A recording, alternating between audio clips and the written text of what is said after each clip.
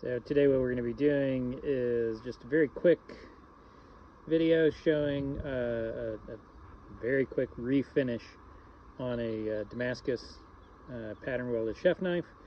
Yeah, it's a little bit more of a paring knife, but in either case, with cutting acidic foods and things like that, you often get this dulled finish with lower contrast between the layers.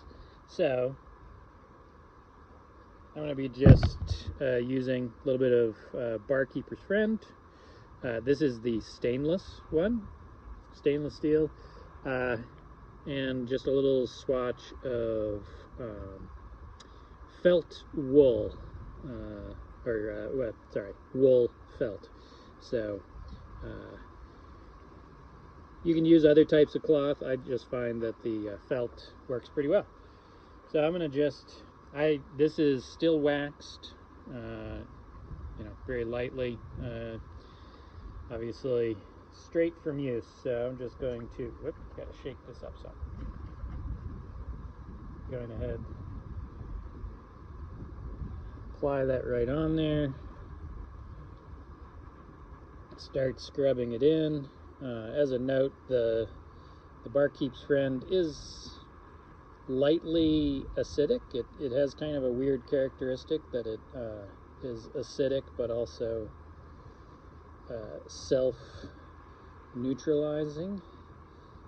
I don't want to say it's abrasive, but it does definitely take oxides off the surface pretty nicely. So just applying a little more there, and you see, so this is not bringing me back to a high contrast etched finish. I will say this particular blade I had never etched to a particularly high contrast, or at least not a deep etch, because this was just for my own home use. So from here, I'm going to just rinse this off, and we'll see what it's looking like.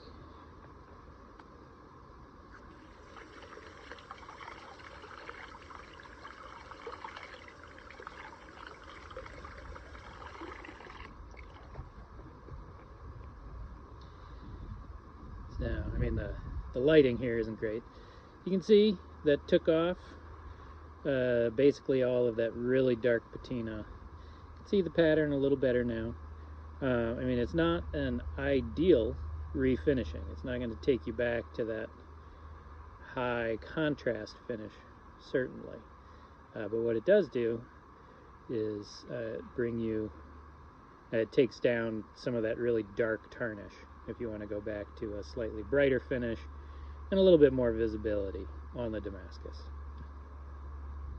So in the last video, I was showing just sort of a quick cleaning of this knife with the Barkeeper's Friend, what I forgot to mention at the end of the video is you definitely want to have oil on hand, plus a drying cloth, things like that, so that you can quickly protect the surface after you rinse it. So this darkened back up pretty quickly. So what I'm going to show is the use of an abrasive, very, very fine abrasive. I think this is a 9 micron abrasive to brighten this up. Now, the smart way to do this for the safety of your fingers is to work with the knife actually sitting on a flat surface. That way, if you accidentally slip, you don't have full access to the edge. If it's on a flat surface, preferably a padded flat surface, you are pretty well protected. Me, I'm foolishly working not on a flat surface, so taking my chances here. But this very, very fine abrasive, if your blade has been etched or even just a little bit of depth. It doesn't take much abrasion to start bringing back at least some of that contrast. As I mentioned in the last video, this is not a super deep etched blade, so I'm not going to get that really good contrast. Okay, now this is the sketchy side for a right-handed person. Gotta watch what I'm doing here.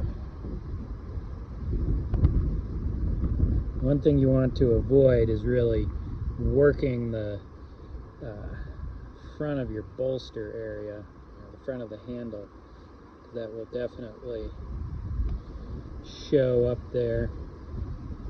Switch to slightly, to a new section of your abrasive as needed.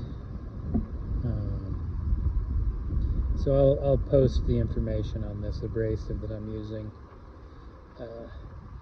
when I post this, so you can check in the info below for what it is I'm actually using. And again, this isn't getting me to a super high contrast, but we consider that versus how it looked just a minute ago, it's a whole different beast. So yeah, it's another way to do it. This will actually get you some contrast back. It is a little sketchier, needless to say. Something you want to be more cautious about. That's the nice part about the Barkeeper's friend, is that it's low risk. This is a little more likely to trim off a fingertip. So, in any case, yeah. In case you are in the position that I currently am of needing to brighten up a blade, that's another way to do it. And this, I'll be applying a carnauba wax to it to protect. But I also, when I'm using my chef's knives, all I do is right after use, rinse them, towel dry them. Never let them drip dry. Definitely never put them in the dishwasher. So there you go. So I'm going to do a quick refinish on this wootz chef's knife. This is my personal use knife that gets a lot of action in the kitchen. And you can see that it was part of why I saved it for myself, is has a very grid-like pattern, so I wasn't super pleased with it. But it's got sort of generalized darkening from cutting of foods. So first what I'm going to do is we're going to see how well it brightens up with my little abrasive pad here. The safe way to use an abrasive pad on when brightening a knife blade is to have the blade sitting on something flat, preferably a slightly padded flat surface, so that you can, as you're working over it, you're less likely to catch that edge with your fingers. So in any case, we'll start off. You know what? I'm going to do it on the safer side, with the edge facing away from me, to get this started. Ooh, shaved my abrasive a little bit.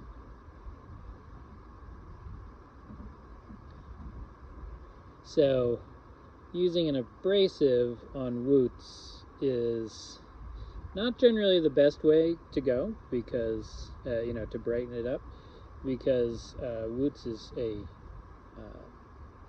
very shallow etch.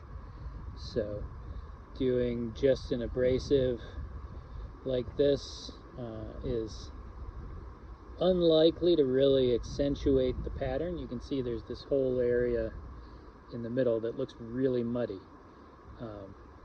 and that's because, well, can't say exactly why that is. I know it's a lot muddier now than it was in the initial etch, and I would assume that that's just because this area in the middle it probably gets just a little bit more corrosion during use.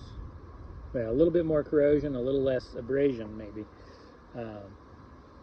And so the texture of the surface, which is really, an abrasive is going to bring up that texture. So, you've seen what that does. And kind of for contrast, you can see it hasn't really brought out the pattern that much better. It has brightened it up some. So, that's the result you can expect. If you have some of my wootz blades, I do etch a little deeper. Generally, I don't like the outcome as much, but if it is a slightly deeper etch, you'd have more success with an abrasive. But I'm going to do another video seeing what our result is with Barkeeper's friend.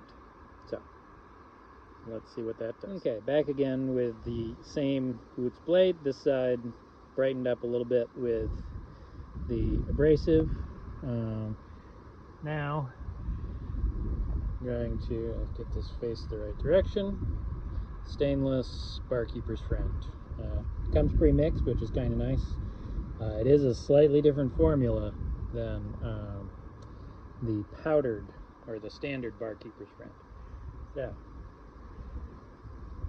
I've also got a piece of wool felt that I'm using, carefully scrubbing over the surface here. Got to make sure to get both sides when you do this, because you're bound to get some drips, and those drips can cause staining that's tricky to get out, similar to the staining from certain foods. I don't know which acid they use in the stainless version of Barkeeper's friend. I know that the normal version, I believe, uses oxalic acid. So I'm going to do just a little more. We'll start on the other side this time. Barkeeper's friend is nice. It's got a mixture of a very mild abrasive, an acid for cleaning off oxides, and some kind of soap or detergent, because it'll cut right through most oils or waxes. I sometimes use it as a pre-clean for when I'm etching wootz blades. You can see down at this corner I loaned this knife to somebody and they accidentally left a drip of water on it overnight. Here in Hawaii, water doesn't dry off fast because we've got high humidity, so it had an opportunity to eat in a nice rust spot. Okay, I'm going to rinse this off. We'll see what it looks like quickly, and then I will rush off to oil and wax it. Once it stabilizes, it won't oxidize super fast, but that initial surface, now that it's been cleaned, will oxidize pretty quickly, so it's good to have your oil handy to protect it right away. You can see that the pattern has brightened up a bit, or the contrast has improved just with this working over. So I'll come back with stupid thing focusing in the wrong place as always. In any case, I'll come back with the results after I've oiled and waxed it.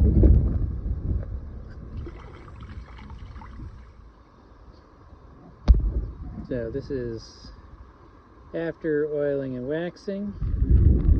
The oil is really just there to help get the water off the surface. Make sure it's all well protected before, as quickly as possible. And then the wax goes on as the final finish. While I was at it, I re-waxed the handle just to shine that up a little bit. So as you can see, it's not, it's certainly not a miracle solution. You know, really, to get an absolutely perfect finish back requires you know, a more substantial repolish. This, however, if you've got a knife that you're using a lot, it's not really worth going back to a full repolish because you're going to be using it, so you'll end up with the same darkening again. And this, you know, just that quick application of the Barkeeper's Friend really helps brighten things up, bring that pattern back out, make it more visible. And again, this one didn't have a great pattern to start, so if you start with a good pattern, you're more likely to get a good looking pattern in a refinish, versus this, which was kind of a crappy pattern, which is why I kept it. So takeaway, I would say, you know, from the two knives that I did refinishing on, you know, just same quick refinish, is that the Barkeeper's Friend, definitely superior to using an abrasive for wootz refinishing, whereas for the pattern welded steel, the abrasive was definitely better at bringing back visibility on the pattern. So again, I'll post the information down below for what I used and you know, some of the conclusions. But yeah, nice and quick to give a little bit of that fresh look to your well-used chef knife. Thanks for watching.